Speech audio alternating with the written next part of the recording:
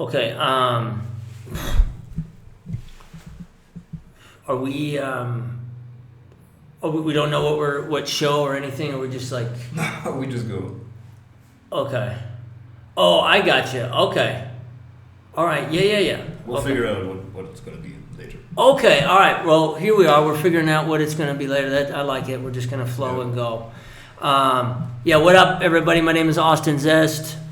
And Florian Röke. We were just talking about RFK being in charge, and there's an interesting story I've heard even years ago that these yogurts that you get like in Germany and the United States, those kind of commercially done yogurts, the strawberry flavor is actually derived from wood, from sawdust.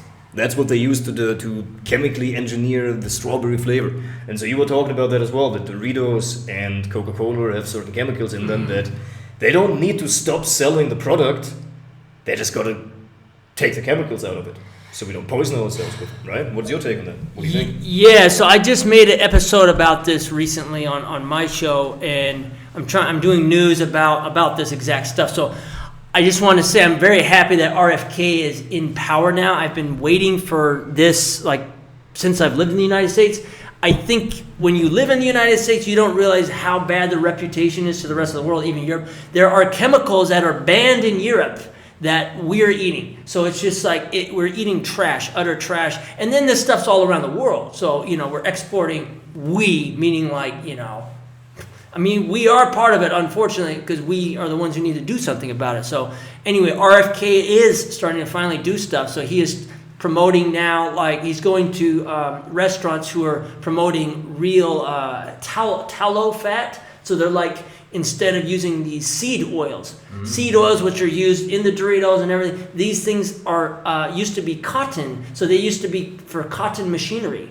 Okay, cotton seed oil. They would use it for the machines and tractors. So we're basically eating tractor oil. Okay, and then obviously it smells good. We live in Peru, and it's you can smell, it smells delicious. Well, obviously they've put some real good derivative, real good drugs in there to make people why does it taste so delicious? But you're literally eating, when you're eating this stuff, you're eating kind of like tractor oil. So that's the real oil. Those are the oils that we're actually using. It's like tractor oil now. It's disguised now as vegetable oil and stuff like that. So RFK Jr. now is in power. This is an amazing opportunity for anybody out there who has been wanting these changes in the United States. Now is our window of opportunity. So I was kind of quiet before because I was getting my own health in order and everything, and now I'm seeing, for the first time in my life, I actually see hope for the United States. I always thought it was screwed for sure. There was no chance.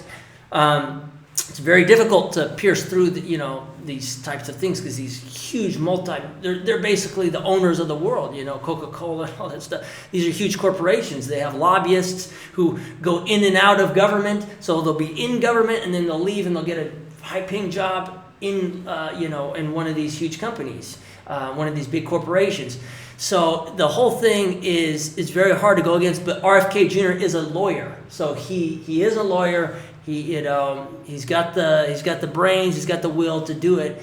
We just need to start backing him up now and say, hey, enough of this. Enough of these chemicals that are in Doritos. Our kids are eating Doritos. And I just found out yesterday or 2 days ago that Doritos have these MSG in them still. Supposedly that MSG was not allowed. It was only allowed in Chinese restaurants and anyway. What happened was, they put MSG in there, and it's like a drug. It makes people want to eat the chips more. And then they have another drug, another chemical that enhances the MSG to make it even more addictive. So this should enrage anybody who's listening or anybody who cares at all about their health. I mean, this is crazy, So this is kind of I'm rediscovering this stuff. And wood pulp, like what you said, they had the yogurt, but Germany is on top of it. United States people, it tastes good, people are too busy to care. The thing is, though, right now, more and more people are starting to care. How is it out in Germany there? Are people more health conscious about that stuff? Or is it kind of the same? And maybe they disguise a bunch of chemicals as well in the food. Similar. Well, first of all, what I would say is, we've seen changes in corporations over the last decades anyway. As the world changes, as the social climate changes, companies also change. We've seen now that a lot of more companies are much more attentive towards equality, right? To employing people of all kinds of backgrounds, because it really matters what you can bring to the company, not how you look or where you were born. Right. So in the same way, the changes that we're seeing right now towards people wanting less chemicals and more natural ingredients. I mean, look, Coca-Cola. It used to be, like, the name is derived from the actual two main ingredients of the coca leaf and the cola nut. If you Google that, that's where it originally was from. And so that got banned because coca is the plant that also cocaine is derived from, but the plant in itself can be used as an ingredient, as a stimulant for Coca-Cola. And so now, in Germany, marijuana is legal now since last year, in the United States already for a little while. 10 years ago, when I was still a teenager and was very interested in that happening, that has changed since, but now it's legal and now you can. And so what would prevent corporations from saying, okay, we listen to the public, we listen to what people want, we take the chemicals out and we go back to the natural ingredients? You know, maybe we can legalize some coca leaves as well as a natural ingredient for Coca-Cola. Why would that be bad? You know what I mean? So what I saw is that actually, so supposedly the coca leaf is not in Coca-Cola anymore, but actually from what I was seeing that it is. I don't know. I have to do a little bit more research in it that it actually is, but it's more like a pure, like they do it in a way that it's very addicting. So I don't know if they're like kind of putting like a kind of cocaine in there. I know when I went to Colombia and I drank Coca-Cola there and I drank it, I'm like, there is something else in there because it was very strong. It was very powerful. I was like, it tasted better and everything. But you know, you ask, how do we prevent them from doing that? Because they're so big. These corporations are so big. I got finished reading a book when I went back to the United States called The Runaway Jury. And this was a book written by John Grisham, which is like a very famous American writer, and he writes about law and, you know, it's fiction, but it's kind of not. So this was about the smoking lobby. So the smoker, this was, big tobacco, and, you know, a woman's husband had died, and she said it was because of the cigarettes, and so anyway, they had lawyers, a team of juries against big tobacco, and the big tobacco was like, when you could see in there, they were full on. They would set up shop. They would spy on everybody. They knew every jury. It was like way more intense than the mafia. It was like a mafia type of thing. And this wasn't just like, oh, that is a conspiracy. Like, this for sure happens, and it probably happens even more now than ever as well. So like however, people are powerful too. A voice is powerful. So it's not like, okay, the most simple solution is for us to stop buying these. Correct. It comes down like all that other stuff. Once we stop buying, for example, we're here in Peru, right? What happened 2 days ago? I got some on film. There was protests. So the streets were shut down. I came over here because we didn't have internet. We hung out, talked. But they were, protesting. The indigenous from way down here in Camisay. That's where it is, and there's a lot of gas. And I don't know exactly what it was. It was like they were trying to get better prices, I believe, or get their cut of the gas. Anyway, but I thought that was very interesting. Nobody was driving, hardly. And they were mad at you if you were driving. They would cuss you out a little bit, like, hey, because what a powerful thing. What a powerful thing.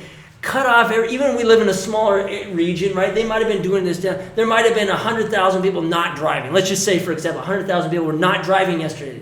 So all those gas stations did not get profits yesterday. They were probably not in the profit zone because they had to buy all that gas. So that's so interesting, right? So it's like all it takes is just people to not do something to have a big effect. Because like these corporations are entities of profits. That's it. It's a machine. It's a profit machine. That's what it is.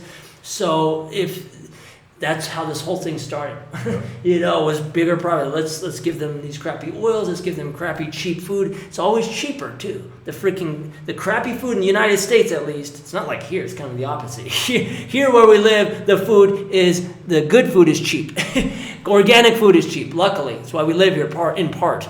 But you see what I mean? So, yeah, that's kind of the conclusion I'm coming to on all this stuff. And I just want to help RFK a little bit. And this is something, I experienced. I realized I was drinking Coca-Cola as an American, as a youth, and how unhealthy I was. And I don't think, my parents really knew to the extent how bad it is. I'm sure if they know now what the chemicals are, they do. But that's crazy. If you have kids, like, we can't be just giving them this crap. These are drugs. We're giving them drugs. So anyway, that's kind of it on that. Definitely. And I do think that is also a very liberating message of, we can do our best. We can stop consuming that for ourselves. But eventually, until it really changes, people have to wake up to and make the decisions by themselves. They have to take responsibility for themselves. All that we can do is educate them and at least not give that to our children and reject that for our own lives. And I really think that's going to be the conclusion. So the big corporations would then need to adapt and make products that people want. Until and unless people still want that, there's no pressure on them to change. Right. But once right now, let another 3-4 years pass, RFK in power with the policies and the whole consciousness change, where you then realize that, if you're taking a lot of chemicals, as a blanket statement, you're not going to be as energetic as if you were consuming natural products. As a blanket statement, as a generalized statement, right? And so as soon as people start waking up, new companies are going to be formed who are hitting the market segment exactly like that. Hey, we have cola, but caffeinated drinks, but now in a different, from different angle. And attracting different market segments that exactly do not want this anymore. But until the mass adoption happens, the corporations will probably keep going like that. And I think that's also very liberating because we can say everybody can do what they want, but they need to be educated. And that's what you're doing, right? Yeah, I mean, so there's a supermarket called Whole Foods up there. And I used to work construction, and I didn't make a ton of money, but I would go there and eat like every day. I remember for a couple months I was working, and I was broke because it was so expensive. It is, It's so and then when I was, I went and drank ayahuasca in the jungle and came back, and I was so wanting to, do well, after being addicted and stuff in the street and all that, and being so unhealthy, to then wanting to be healthy, And so when I came back, I was very careful about everything. Every label had to have non-GMO, organic, but it was always way more expensive. Sure. So there's chips and stuff. There's options out there, but you go to the common gas station in the United States, dude. Those options really don't exist, and if they do, they're $8 for a little thing of nuts. Yeah, and then you have all these other drugs. There's drugs. So most people are addicted to a drug and they have no idea. They're like, I'm not addicted to drugs. I'm cool. Yeah. Well, if you're eating potato chips, you have MSG, a drug, and then an enhancer to make it even more addictive to you. Yeah. That's why you can't. Yeah, that's why you eat it and you can't stop eating it because it's crazy, man. I'm sick of it. So. Definitely. Yeah, and so here's my perspective on that. As we stop buying these substances that are basically artificially giving us some feeling of stimulation from the outside, and as you said, the organic choices are much more expensive, we want to take a look at where can the money then be saved so that we have the time to invest in proper food, which basically gives us more energy in the long term, being able to produce more. And that's then the whole lesson of it, right? Because why is it that people crave these comfort foods so much? Well, part of that is because they're addictive, and that's certainly a big part of it. That's across all humans. But why is it that some people can resist it and other people seemingly can't? Right? Because they are addictive to everybody who consumes them, but why is it that some people can say no to that and not consume that? Right. And so in my opinion, if you feel not very comfortable in yourself, in your own life, if there's always this discussion about leaving your comfort zone if you want to achieve in life. In my opinion, it only really works when you actually have built a comfort zone within yourself, where you actually feel okay within your own skin and in your own life circumstances, right? So that you actually come from a rested place and then can encounter the discomfort that's on the outside.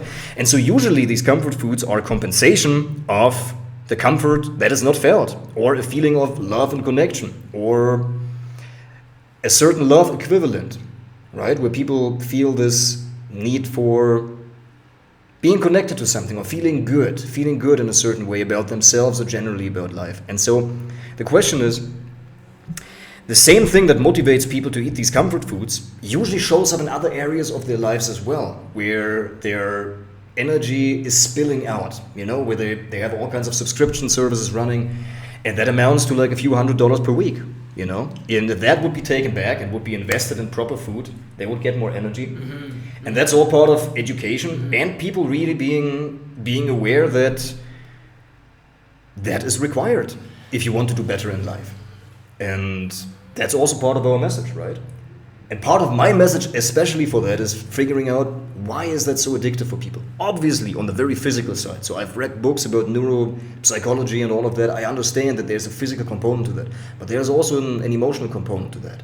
And that's what I'm particularly interested in, how to help people to basically engineer their life circumstances so that they don't go automatically back to that. Because let's face it, most people are aware of that. This is not something new that we are saying. Most people who consume these types of foods know that they shouldn't. But they still do, and they feel they do not have that in their control. And that's really part of my work, to try to decode why that is. Because no behavior happens for no reason. That means every behavior has a reason. And why is that? That's what I'm trying to bring to the table and help people with, right? Because it's not that people don't think that it wouldn't be beneficial. It's not that people don't know. People know. Generally, they know. Right, exactly. You know, people generally know that it's bad, but they can't stop it. Right. And why is that? Right. And that's what I'm really passionately driven to find as well. The psychological reasons for that. Right? Yeah, I mean, I've thought about that too a bit. Like, you know, when you're in an environment and there's no, I mean, look at the United States. I'm just using that as an example. Obviously, probably a lot of other parts of the world are the same thing. When the economy's bad, if you're you know, the economy's bad. You know, look at nowadays. There's not a lot of people getting married and like having, you know, you see what I mean. So it's like so easy to just, okay, I work my job, go back home, watch video games, eat this food. So it's like we're kind of turning more into that. Sometimes some areas in the United States are so unsocial. It's like here people are very social, especially if you're from here, indigenous community, cultural, tribal, you know. So we see like people struggling, but not to the same degree. You know what I mean? There's not like, So you think isolation is a big part of it too? Yeah, isolation and just, I think a lot of people are not living their authentic true self, and they don't know how to. And so when they've lived kind of their lie, you know, like just they don't know how to express their needs, you know, so they just start eating food. I don't know, man. I talk to people. I work customer service, right? So I talk to people sometimes on the phone who I can just tell over the phone, you know, they're in their 50s, they might be single, you know, a lady who just, you can tell that she is hurting. So she'll say things over the phone that you can tell are just like, well, I didn't take it personally, but it was like, man, this lady is impatient. It's just like, so I wonder if you live like that your whole life and you're doing something that's just not true to yourself, and you know, and you're listening to what everybody else is saying. Maybe you want to, if you're a woman, let's say, maybe you want to be feminine. Maybe you want to have a family and kids. And if you never had those things, and if you're just holding on to this thing, you're going to be miserable, you know. And so you're going to escape in all these other ways. Or if we're men, right, and kind of like with me, I just felt like I was like I was not living my true self, because when I did that, people didn't understand it, and so I made me more isolated, you know, because I was larger than life. I probably made a lot of people uncomfortable and stuff, you know. So with that, I kind of, you know, closed, and then I went into escapism and addictions, because I thought, okay, maybe I'm not really good enough for this world. This world is not. But here's the thing, and so many people probably feel that way, but they can't communicate that to others. Yeah. You can't really communicate that at work, or, you know, maybe you go to church and you start feeling like a cookie cutter, and you know, so like even though maybe you have everything put together, you got your job, you know, you go to church, you're clapping, you know, but it's like, who are you? You know what I mean? You're 50 years old and you're looking at yourself and you don't even know. Yeah, you're like, is this it? Was this life? Was this the thing that they sold us to be? This is it, you know? And you've never, you know what I mean? Punch somebody in the face. I mean, that's a terrible example, but you know what I mean? Just like, I mean, like, got out there and just lived your life, and so you then become something else that you're not. So then you escape in these other ways, you know, ice cream and stuff, and drugs. You just forget drugs for a moment, because actually the thing is, people who have drug problems, it's actually a lot easier to deal with because it's so obvious, you know. But if there's drugs in your food and that's acceptable, and you can go to the store and it's like, Yeah, man. And then we're creating a whole generation of people. Good thing is, I think a lot of people are waking up. That's why, I changed my YouTube channel to like Pineal Awakening. What was it? The Pineal Awakening News Network. Just like, why not? Like in the past, I probably wouldn't have done that. It was like, but that's what it is. It's cleaning up your pineal gland that they're calcifying with all this stuff, with all these chemicals. Fluoride is, well, I know I always talk about that, but here's the thing. Anybody who's saying, oh, fluoride's good for you, your teeth. Well, why does the government care about your teeth, first off? When in Coca-Cola, there's chemicals in there, I think it was like phosphor something. I can't remember it right now, but it's in there. It's a chemical that actually takes out, calcium phosphate. So it actually starts taking out calcium like out of your teeth and stuff. So it literally is killing your teeth. Then why is that not outlawed? Why do they care so much about your teeth instead of I'll just put fluoride in the water and everything? Wake up, people. Please, wake up. This is not that. They don't care about you. They want you dumb, sick, and stupid, and just easy to follow. Or like a follower. They want you to be followers. They want you to not question things. Even though they pretend that, freedom and all this. Always be careful with the governments. Always. Even the government now, even though blah, blah, blah, they might be doing all this stuff. We got to hold their feet to the fire. Otherwise, it's just people are going to do horrible stuff. I don't know why. I don't know why you would want to destroy humanity. I don't get it, personally. I don't think you get it either. But somebody does, and they're doing a damn good job about it, and I'm tired of it. And I'm tired of sitting and kind of just waiting for somebody else to do it. Now's our opportunity, because there are strong leaders who are starting to do that now. RFK is one of them. He's starting to lead the way. Now it's like, I feel like now I got a leader, who's fighting for me, who's fighting for, Americans and hopefully the rest of the world too. So anyway, that was a lot of stuff, but yeah. Yeah, no, definitely. And it comes down to personal responsibilities. Like, look, then I listen to that as well. I've been drinking the tap water, which probably has fluoride in it for quite a while now, and I got back to actually buying the good mountain spring water, right? Before I moved to my homestead, which I'm building here, where I really have that coming right out of the mountain. That's a better option for now. And so, it's about personal responsibility. A lot of things are not good for you, that are generally about the common way of life. And I think that the chasm is going more apart, in the sense of like things are getting more extreme. So people who are doing well, they realize, okay, now is the time, it's kind of a working season. Now it's the time to really do the best that I can in order to stay relevant, become relevant, and really accelerate and succeed. People who don't have that mindset, and they get scared and they go into comfort-seeking behaviors, they spiral, and it's very hard for them to at all live a life where they feel they're fulfilled. They are just in survival. They're afraid. They pay attention to the news. And a lot of fear is happening. And so it really is a personal responsibility, because the truth is, in order to really live well, because a lot of people, and I remember that for myself, like years ago, where I was like, man, how do I become successful? How is that done? And I didn't quite realize how much is required for that. So if you really want to do well, and if you want to find your version of success in life, whatever that means for you, right? It's like, it's not for us to decide what that means for you, but you have a decision, like something that you aspire up to, and you gotta ask yourself, like, are you there or are you not? Or are you at least on the way? Like, do you really feel like this is the direction that's gonna get me there? Because for most people, and I see that in my coaching as well, I had an intervention with somebody like a few weeks ago who was drinking Coca-Cola as well.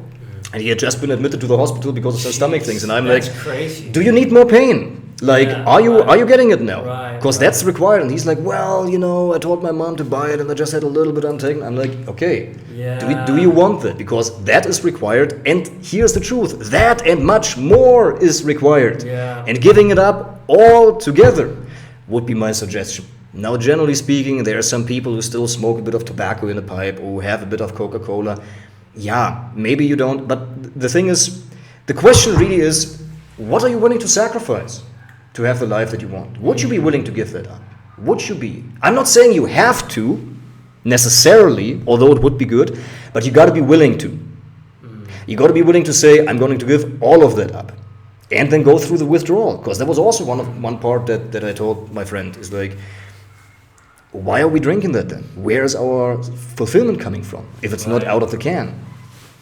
Right? What is that giving us that we're otherwise not getting in our lives? And that's what we got to take a look at.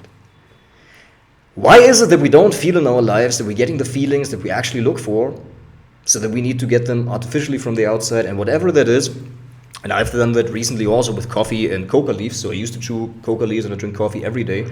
And I've cut that now also, because I had to take a look at that, the coloration of my teeth. And I want to be a public person, an influencer.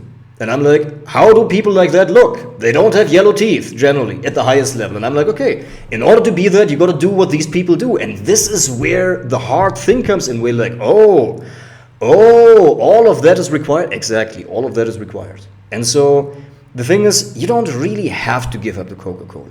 You can still have that. You can still have the Doritos, but you got to be willing to give it up. You got to be in the mental place of saying, I am willing to sacrifice that, even for a time. And then when you found your way of success, then you can share a bag of chips with your kids, potentially. Or you find a better way to find other chips to share with. You know what I mean? Exactly. Right. But the point that I'm making is, most people don't quite realize how much is required, because all of these are little factors that come together. A little bit of Doritos and a little bit of Coca-Cola and a little bit of, some 20 minutes social media scrolling before night. So you're impressing yourself with all kind of images that are affecting you, just slightly. But if you do that every day before night, 20 minutes, it like accumulates. And if you were doing something else and taking out all of these things, because now we've already touched upon 4 or 5 things. We've touched upon the water, we've touched upon salt, we've touched upon oils, we've touched upon chemicals, we've touched upon sugar, we've touched upon 5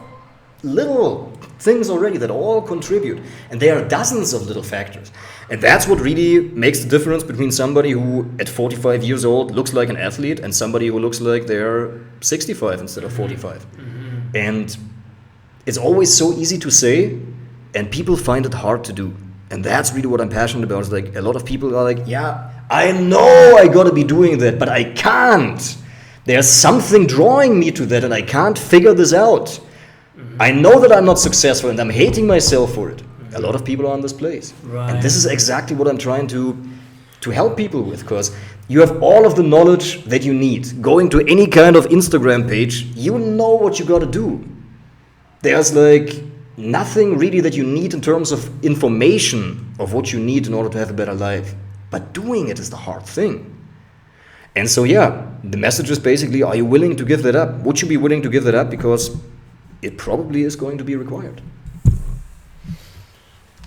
Yeah, man, you spoke on a bunch of stuff there that's huge, because like that guy who had the Coca-Cola issue, he's drinking Coca-Cola. Sometimes you need a crisis in order to change. Sometimes you need to be like, that's the way it is for a lot of people. You need, and then you realize that life is actually important and precious. Because the thing is, a lot of people don't take their lives very serious, and they don't think that it's actually important enough, because we're not even living real lives anymore. So like what you're saying with the phone, scrolling. We're scrolling. This is a lot of people's lives, I bet. Waking up in the morning, eating some, crappy breakfast, driving to work, going to work, being somebody at work that they're not. They can't really, just going through the motions, coming home, eating more of that, and then watching and scrolling. And this is like, that's hell. So we've created our own hells, but also these big companies and these corporations are doing this too to us. Especially if you don't know. It's just like the monkeys at the zoo. Those monkeys who are born in the zoo, in those cages, they don't even know that there's streets and parks and out there. All they know is their little cage, and then people show up and, hi, maybe they took it. So that's kind of like us. We don't even know. So before I, when I was addicted and all this stuff, and I didn't even know about nature. I didn't even know that trees had significance and plants, and that all my actions had a consequence. I had no idea. I just thought I was just here, and to do whatever the F I wanted, and I lived that way for a while. And then when I did, the ayahuasca and stuff, and then I drank that, and I saw a whole different world, beautiful world that was possible, and that there was power within myself and stuff. And that sounds like a religious thing. I don't mean to sound, people like who go to church, they kind of sound like how I'm talking to. Hey, fine, however you want to find that, everybody's different. But for me, I realize a lot of people don't even know don't even have a glimpse of a better life. Don't even know. So when you don't know, it's really difficult. It's really, you see what I mean? Because I didn't know. There's no way you would have talked to me when I was 21. I mean, maybe, but not really. That was not on my mind about like foods and stuff. However, a lot has changed since then, and we are in a different world. I mean, that was 10, 11 years ago now. So we're in a different world where I think people are now seeing that it is so bad. It is really terrible. The world that we're in right now. I'm not trying to be negative either. I'm just saying kind of like, really, we are slaves in so many ways, so stuff, to the foods that we eat and to the scrolling and everything, the doom scrolling, that my heart is feeling going out now to the younger generation who's never been able to even experience, we're only in our 30s, right? So we're still young guys, but at least we got to experience, somewhat of a different life, playing outside and stuff without technology and stuff. Now I think in the United States, I think there's whole waves of generations who've never even played tag with each other. They've only been indoors, on the phone, and then their whole identity is on the phone. Mm-hmm. So yeah, of course, they eat some food, they're gonna be adapt to it. So we need a whole full change. So if the adults are struggling, imagine the youth. So we need a whole flip, and I don't really know how we're gonna do it. I don't, other than doing exactly what we're doing, which is talking about it and keep doing what we can within our own lives and educating. But a lot needs to be done. A lot needs to be done, and I realize this. It's time to. What are you willing to sacrifice? For me, like sacrifice, I gotta. A life of comfort, because I was thinking about that when you were saying that. What am I willing to sacrifice? I gotta be willing to sacrifice that, and in a life of comfort, for meaning just like it really, like it just really not. You have to work. I think every day if you have this mission like what we have. We were just talking about that earlier, how it was hard to relax, very hard to sit down and relax. So man, it's a lot of stuff, man. It's a lot of stuff. Yeah, for sure. And I would like to make one more point that we also always came together. Both of us, we used to struggle with a lot of anger and kind of handling our emotions. And I think what both of us realized that the accusation doesn't really serve anybody. It's kind of drinking like your own poison. And so part of the point that I want to make too is I think there's great merit in great corporations, like in large corporations, because what they have is basically they found a way to utilize and channel human resource, right? We call it in organizations human resource because it's the resource that's in the humans, the human energy and the focus and the effort that's being put in and brought to the workplace every day. And so they found a way. I see the Coca-Cola trucks always here. They don't only deliver the Coca-Cola. Mm-hmm. They also deliver water. They also deliver other things. Mm-hmm. So they have a whole distribution network. Mm-hmm. And especially the point that you made before with Whole Foods is like the aim of the company, and it can be read in their annual reports, is to return the maximum profit to their shareholders. Mm-hmm. Meaning, how do we maximize our profits? Mm-hmm. And so it is about a human consciousness change, where people say is like, I don't want the Coca-Cola anymore in the way that it is right now. I am asking the company to make something else so I can keep giving them the money, because truly, I can't speak for you, but I can just say that, like, this revolutionary approach of like taking down, I don't think that might be the right way, because they did build through years and made the experience and the details of figuring out distribution networks and how to manage all of these people. All what I'm saying is let people vote with their money of what they want. And if they still want that, then I've also learned for myself, I'm taking my hands off. It's like, I'm going to do my best and I'm going to let God do the rest. And if people are not ready yet, then that's what it is. But I'm not going to kind of step out of myself and try to change people against their will. If they're not willing, then they got to deal with the consequences of their daily actions, right? But I do think that people will vote with their money for the things that they want. And if they still want the Coca-Cola, then that's all right. But there will eventually be a point where they're going to demand other products, I think, right? Right. So I kind of see your point there, but I get your point with the corporations. So here's the thing, though. Here's the thing with people need to be responsible. Well, let's say for example, we lived in the same house, right? And you were drinking what you think was pure water. However, I was putting in, just a toxic chemical. Every time I would just put it, and you thought, oh man, I'm just drinking this water. It's great. Look at the ingredients on there. It just says water. But yet I'm putting in this chemical, and then you have some sort of neurological disorder, when you grow up. So you see what I mean? And that's kind of my point on that. That's why it's like, wait a second, this is a little bit warlike, because they're actually putting in. They're just saying artificial flavoring, which could be wood pulp, like we said, or these other chemicals, and then they're just putting these chemicals that people can't really read. A 10-year-old can't read that. They don't know what that is. And then they're so that's why this is warfare a little bit, the way I'm saying. So if they're drinking, the 10-year-old is, then by the time he's 20, well, is he responsible now for all that, or is it like, wait a second? You see what I mean? That's where it gets fuzzy for me. So I see what you're saying. Like, yeah, people are responsible. People know it's bad. Like here, they mix beer with Coca-Cola and they drink. They know it's bad. That's they're grown adults. I get that part.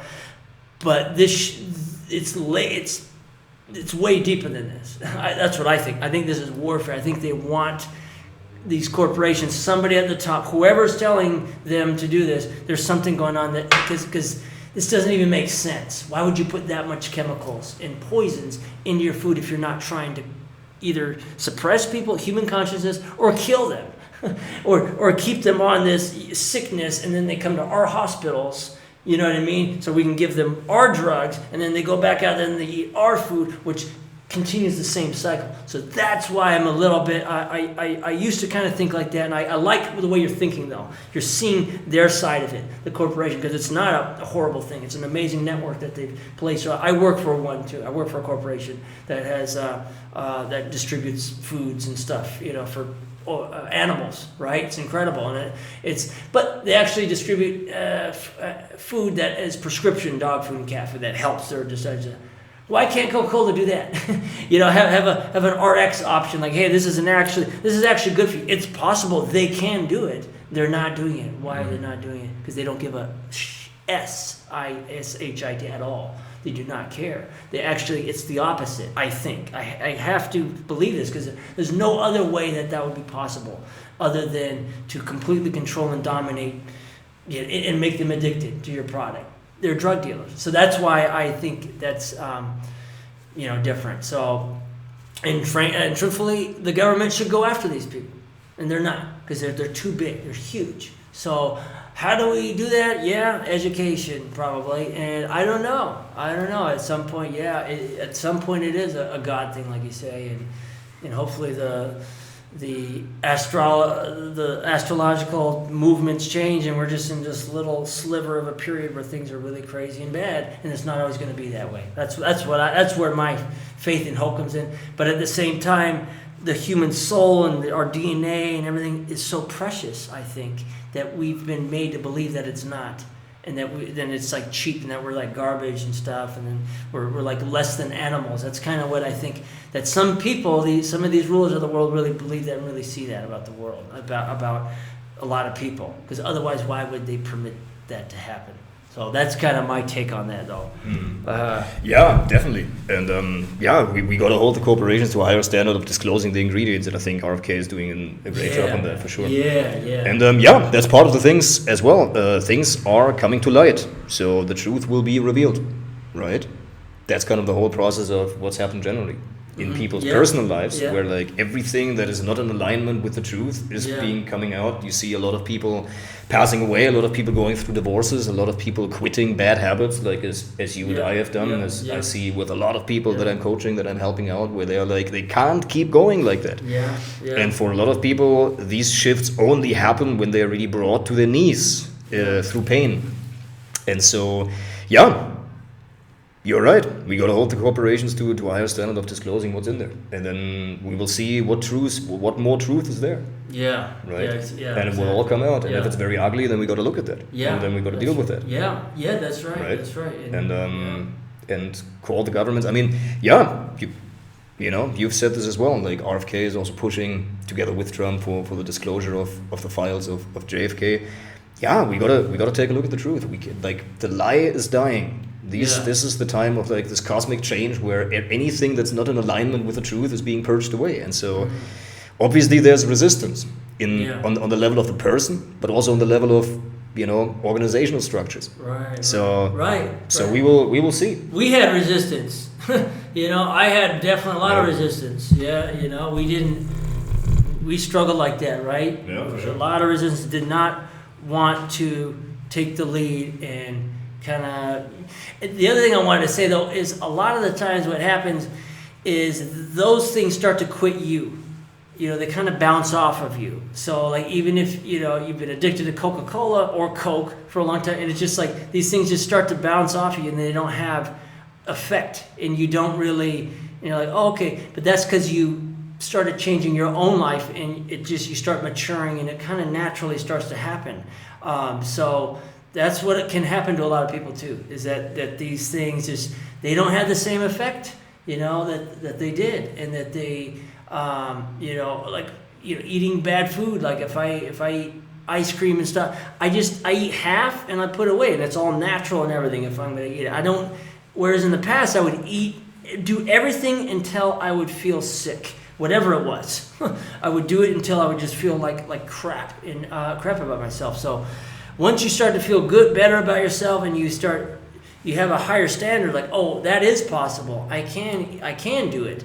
Then you have a standard for yourself. The thing is, though, most people make the mistake of, if I don't reach this high standard, then I'm shit. Then I'm bad. Then I'm this and that. That's your department. All the shame, the psychology of that, But I just wanted to put that in there. Yeah, definitely. I mean, maybe let's switch horses for a bit, and let's talk a bit more on the personal side of it, right? So what can we do to be more healthy, both emotionally and physically? Like, what can we, like, as I said before, most people know what they should be doing. And part of that is also, if you want to stand up, because mothers, for example, who realize right now that their children and foods are contaminated with a lot of ingredients that do not belong there and that are not conducive to a child's healthy development. They are concerned, and they are concerned, right? But so how is it that we can strengthen people emotionally within themselves so that they actually have the mental resources to be able to say, I want to engage myself, and I want to at least give my signature, and I want to engage and do something for that, and go different places and find a way to make the money required in order to buy the healthy foods and all of that. How do we do that? Because most people know what they should be doing. Most people will be listening to us and they're like, man, these guys, they might have a point here and there, or all of that, or half of that, whatever. People feel they pull out of this conversation. How do we get people to that? What's your take on that? To actually do the right things, the action of it, right? Yeah, to actually, right. That is a very tough question, because it's so personal for each individual situation. Oh, sure. What works for the 20-year-old or the 30-year-old, single guy versus the 50-year-old married guy is like two totally different things. So there's not, but I think the simple way is for you to, for at least a time, cut all the noise away. Kind of like give yourself a time to get rid of, all the distractions and figure out, what do you want to do? What is your role in this? Do you want to be a father? So what is that going to take? Do you want to be, do you want to be the CEO of your company and you want to do something good? Like, you have to figure that out. Like RFK, let's just keep using him as an example because this is an extraordinary human being. He, he was an addict too in the past and struggled with all that stuff. His dad got shot and all that. But he also says that he was praying on his knees every night, praying that I want the opportunity to help the future generations with something. And look at what he got. He got that. So that's what you need to find. What is your that? And it doesn't have to be something that big. It can just be, I want to be the leader in my community on this thing, and just, I want my voice to be heard. I want to start the YouTube channel, and find that thing, whatever that is. It can be simple, and then it becomes easier because you now have something that you're going towards that this other energy will come over you that you didn't know that you had, and then all of a sudden you do the things that will block you from your goal less, because you're like, wait a second, I now know what my future, I now have, my path is like straight and it's clear and I can see it. That is such a powerful thing, because then you see where your destination can be going. Then it's just like then you're working towards that, and you just want to work all day towards that. So, I have my 9 to 5. But once you have your life purpose goal, your 9 to 5, you're happy to do your 9 to 5 now. Whereas before you're happy to do stuff because things that because you have your life purpose now ahead of you, and everything starts to make sense. When your life doesn't make sense, when I was 16, right? What are we doing? What is this world about? What is any of us doing? I was really, I was struggling like that, and I was depressed. And it's like, but if you're 40 and you're still dealing with that, that's an issue. You need to go sit in the woods and figure that part out, because you can. If you silence the WhatsApp and the phone in the phones and who you think you are and all these things that keep telling you who you are every day, all the time, and it's not you, then you're going to be depressed and you're not going to have that drive. You're just going to be stuck. So that would be, people need to quiet it down and figure that part out, because maybe not everybody has had access to what we've been able to, which is travel the world, travel South America in the jungles and work with all these indigenous stuff, and had all this time to work this out. Not everybody has that, but everybody has some hours, just sit and think and wait for it to come, and whatever it is that you want to do. So I think that would be the easiest way, because quitting each thing and it's like it'll just start to happen, and you'll be happy with beans and rice like we are. I had parasites in my stomach. This is the other thing I wanted to mention.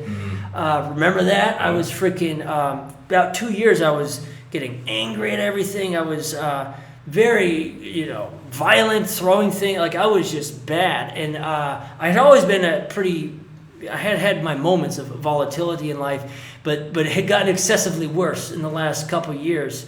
And I was wondering why. I was blaming everything. I couldn't figure out what it was. And definitely trauma and all that stuff. That's a whole nother thing for sure. But a big part of it was just a physical sickness. I had parasites in my stomach, 30 centimeters, eating all the nutrients and vitamins out of my body. So if you're feeling so crappy all the time and negative, go get your blood checked, go get your blood work checked. Forget just the regular, go to a laboratory where poop in a thing and see what's going on, because it could be something like that. And I tell you, when I took those medications to kill those things, I felt great, and I really did. And it's a continuous thing. I feel a lot better. I'm not 100%, but man, my energy level went up. My emotional control is a million times, it's a lot better. I don't get as upset as I used to over these things. It was just, there was parasites bugging me and eating me. So that's just another thing. I think Tony Robbins said that, right, too? You told me that he said that, sometimes it's as simple as a physical thing. Sometimes it's just a physical issue. Yeah. We go all mental health all the time. Oh, let me take another pill for my mental health. Well, what if your mental health is totally aligned with what's going on in your body? Because it follows each other. And if we're eating all this crappy stuff, your mental health sucks. Of course, you're eating drugs. You're taking drugs every day. You're eating this stuff. So, yeah, man. Yeah, definitely. You said that Tony Robbins told the same story about heavy metals, right? Not to reiterate the whole story, but he had heavy metals and it was affecting him. And here's what's interesting about humans. Our minds then tend to justify that in the same way as when we have unhealthy behaviors that serve a secondary purpose. Let's say somebody overeats or drinks late at night and it actually serves the purpose that afterwards you always get angry with yourself or you get sad. It serves that these emotions are being released.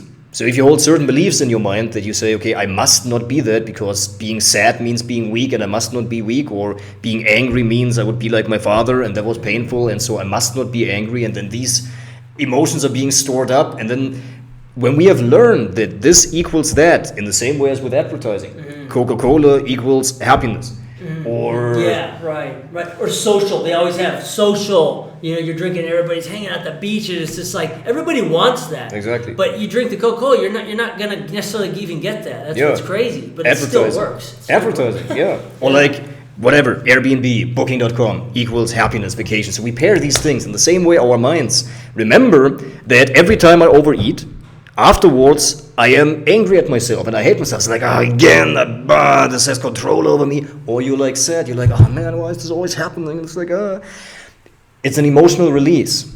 And so then our minds start to justify the thing that we actually emotionally need. Because what we really need is not the food. What we really need is the emotional release. And many other secondary reasons. I'm not going to go into the whole list of what it could be.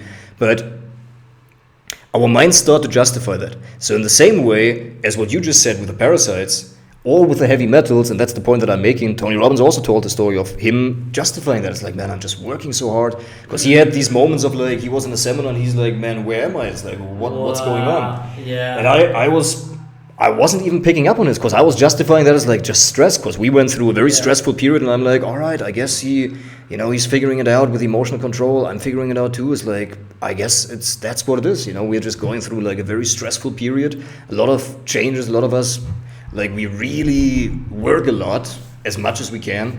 And so I just thought it would be that. Although I was very aware of parasites being a thing. I've done colonics many times and like what's it called here? Intestine cleanses and all of that. I'm very aware of that's the thing, right? And same with heavy metals. So oftentimes our minds then justify that. So when you're constantly fatigued, you get up in the morning without energy, you want to go back to bed. Both of us, we have that a lot in our lives, right? When we're like in the morning, we're like, oh man, what is this? Oftentimes in our minds make up stories, as I just said, of like, yeah, I'm working so hard, or it's I'm on my period if you're a woman, or like what you're justifying. The mind justifies and finds a reason, but it could be just a very physical symptom, and that's exactly what you said. Get the heavy metals checked, get the parasites checked, and also like vitamin levels. It's like if many of us know that if you have these kind of spots on your fingernails, there are many things, many signs that the body tells. If you're losing your hair, it's like there are many, if your skin, the complexion, everything, how your skin looks, if you are if you get sick once per month or even once per week, a lot of people are constantly, their immune system is just not there. And so we gotta then take a look at what actually is that, right? So, yeah. Yeah, man, exactly. I mean, the poop too, like my fiance, she had some worms in there too, and it was like, and we both of us were not very happy, and really struggling, and yeah, I'm just telling you, after we did that, those medications, that felt really good. Like we felt like, okay, now this is possible, and it only lasted like a little time because I think it's just, the medication killed it. You have to like continuously work on it. But at least I saw that that's possible. Oh, okay. That to feel good. And we're holding this stuff. So if you have poop in your system too, and you're all clogged up and you're tense and it's like, it makes sense, and then you gotta flush it out. And sometimes that's just where pharmaceutical medicine, I'm not like against that or anything.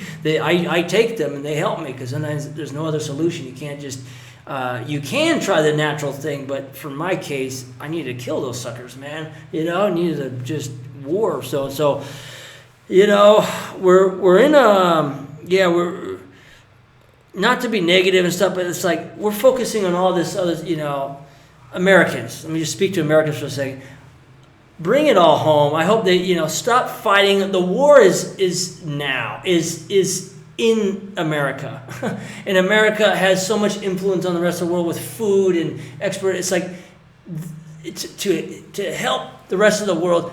We have a responsibility, like you were saying, a responsibility as Americans to 5% of the whole world population that has such influence and everything. Well, now we need to, if you care about the world and we're caring, supposedly we care about the rest of the world and stuff, well, we need to stop this. We need to stop exporting freaking toxic crappy food to other parts of the country or other parts of the world that are this is warfare. They're poisoning it. They experiment on us and then they send it off to the rest of the world and then get them addicted. It's like, come on. So that's where it starts at home. We need to really take this. And I've been talking about this most of my life, or a big majority of my life. And I've been I feel more empowered now to talk about it because now people are more open, and now there's people in power and leadership who are actually talking about these things. It's amazing. And so it's so cool to see. So I feel like, here's a great example. El Salvador. Nayib Bukele, the president of El Salvador. Talk about a transformation of a country. My friend Kevin Portillo, when I was a kid, his dad was from El Salvador. Like they escaped. That's how bad it was. El Salvador was like the most dangerous country in the world. Like at some points, like I always heard, like, dude, it's worse than Mexico. It's like bad. It's like really bad. Mexico is dangerous, but like El Salvador was the #1 murder capital of the world for a long time.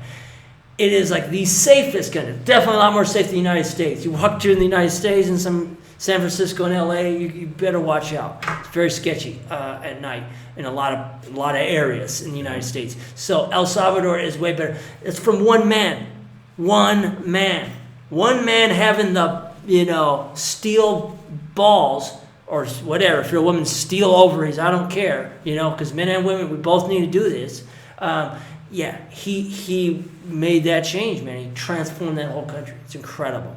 So that gives me a lot of hope in a short amount of time. Yeah. It's not something that has to take forever and all this. Like, we can do it pretty quick and outlaw these chemicals that are literally killing us, and we figure out the rest from there. So that's kind of my idea on this. Yeah, definitely. And I'm thinking that's already happening. It just needs the support of the people and us also voting with our money. And that's the thing, exactly what you said. Yeah. We got to start with where we're at. It's always easier to point with our finger somewhere else and to also say, look, this is also like real talk here. It's much easier to say, well, now RFK is in power, he's going to sort this out, right, and I'm going to help fight that. But you also, if you really want to make an influence on that, you got to stop buying these products, or at least be willing to. At least be willing to vote with your money and break the addiction towards that, because it goes much, much deeper. And then you're also going to realize that life is actually, it's interesting, right? You will go through a little bit of a withdrawal.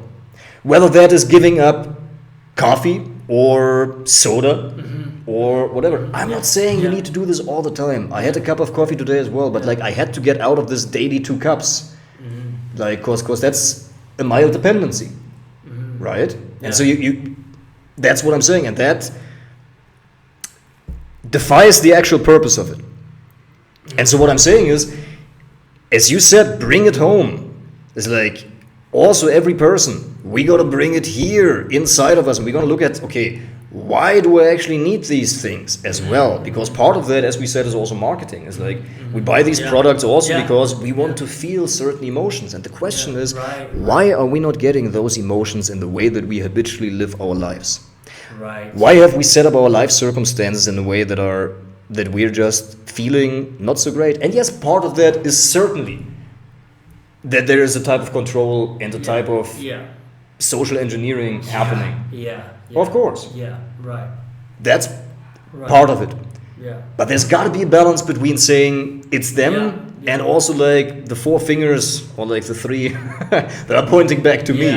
That are saying like, okay, you're only manipulated when you're manipulatable. When you're able to be manipulated. That's right, meaning when you're kind of emotionally dependent in a certain way. And so that's what I'm seeing with Bring It Home. we got to go through a little bit of a withdrawal period of these substances. And as I said, we don't need to be perfect. I'm still doing the coffee. I know, we both have certain things where it's still, and it's fine. It's all right. I'm just saying, generally, in order to really make the difference, this is kind of also the standard that we got to hold ourselves to say, like, yes, I'm willing to also vote with my money and with my actions. I'm not just going to talk because right now the leaders are in charge and it's safe for me to talk. Right. I'm actually going to be willing to say, no more. I'm not going to buy this anymore. And I'm going to have to figure out what to buy instead. And going to be able to have my children be a little bit whiny about it. It's like, no, I want this bag. Why don't we have this? Where are the cookies? Whatever, the choco chip, double chocolate, MSG cookies. Yeah. And then you got to be strong. You got to be strong with that. Right. And I feel like a great calling. As I said, I was at a coffee shop today. It's Saturday, so that's a bit of my routine to go sit in the coffee shop on a Saturday afternoon and work a bit there. And yeah, seeing a young family, a mother of 2 children with her mother, so having some kind of family time, and both children like with the phone there, and I'm looking at that. It's like it's so stimulating for these fragile brains, and I'm like, and people are not seeming to get it. People don't. It's not. If they understood, they wouldn't probably do that. And so this is really part of me where I really want to make the difference of like, okay, it's all right that children want to watch something that's like fast and stimulating, all right, but then we can have educational material. But we also, as parents, got to stop that. And this is going to be really, really, really rough.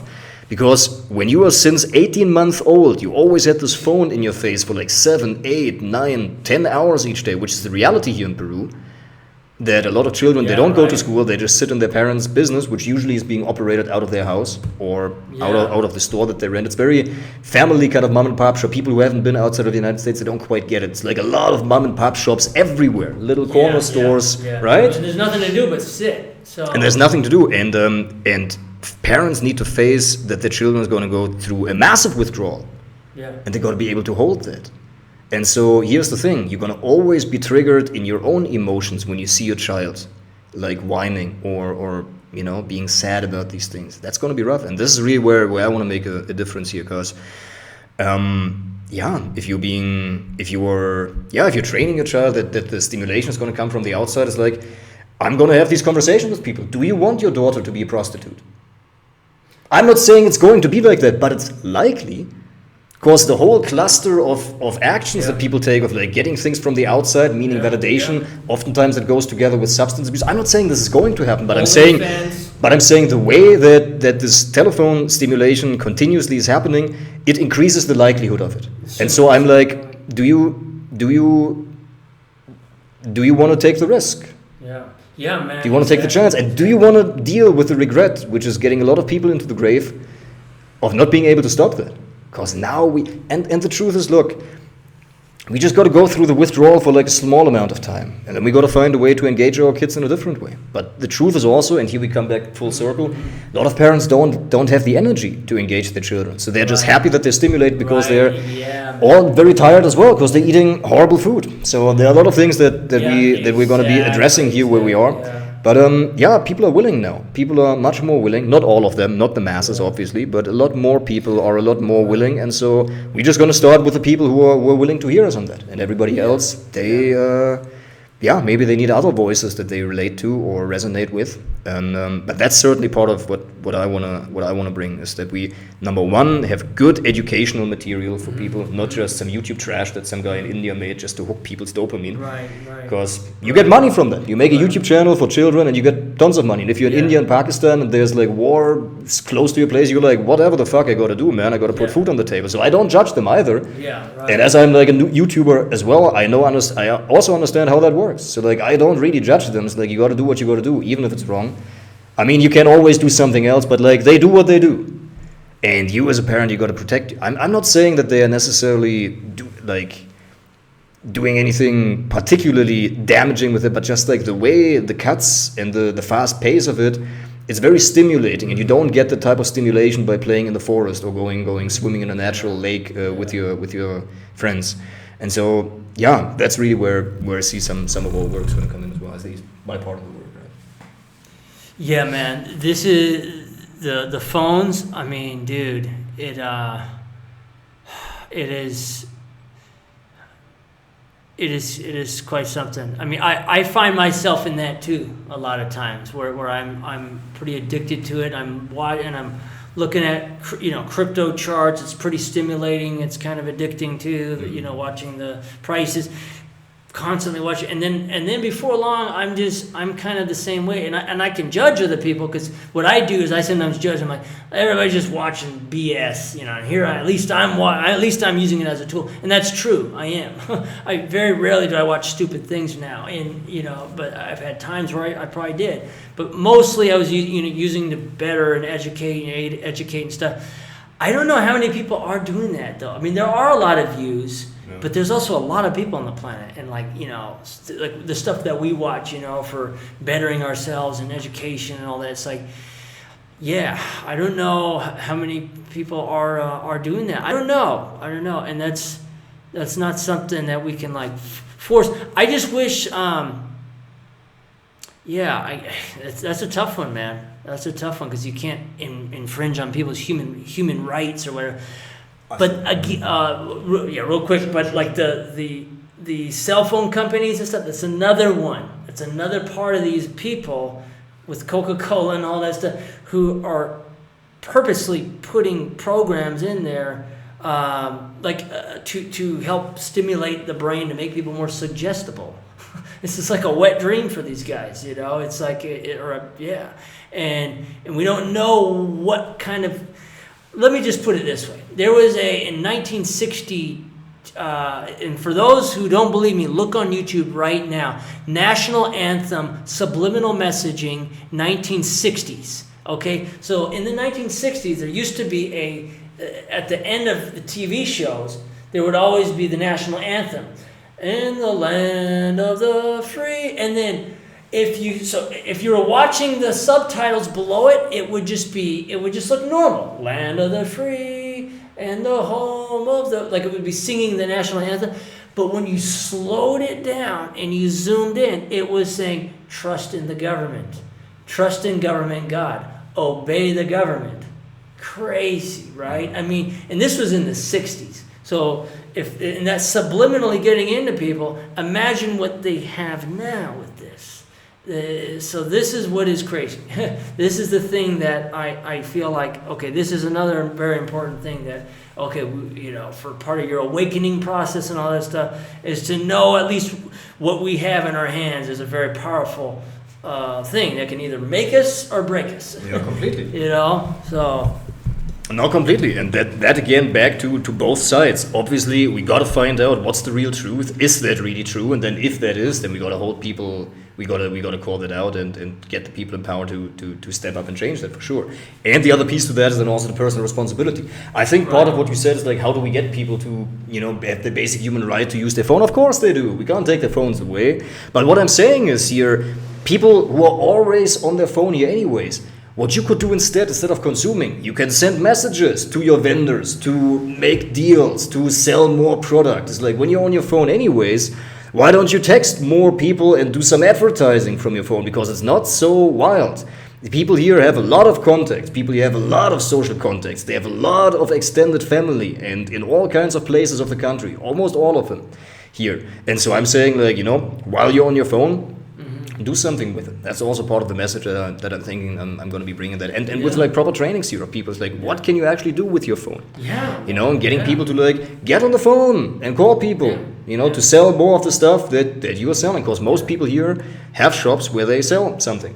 Either they sell little metalware, construction gear, or whatever gloves. Yeah. A lot of people here have shops and stores. It's very different. It's hard to comprehend for somebody from the United States. If you've ever been to Mexico, kind of maybe not the holiday regions, but I think it's pretty similar as well. It's most of the shops are still owned. It's not like you have Home Depot and it is not like that. Here you go to little shops and they're owned by people.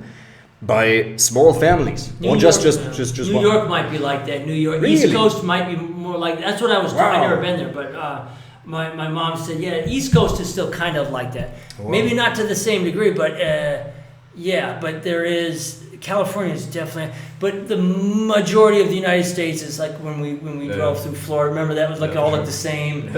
It was just like there it is, and so. but Yeah, to get people motivated to do something with their phones, because that really comes back to personal responsibility. It's like, if you only watch things that are constructive, and if you are willing and able to resist other kinds of messages that want to grab your attention, then it loses its power, no matter how powerful it is. You can only be influenced if you let yourself be influenced, right? And that also comes with this personal inner work. It's like, do you know your purpose?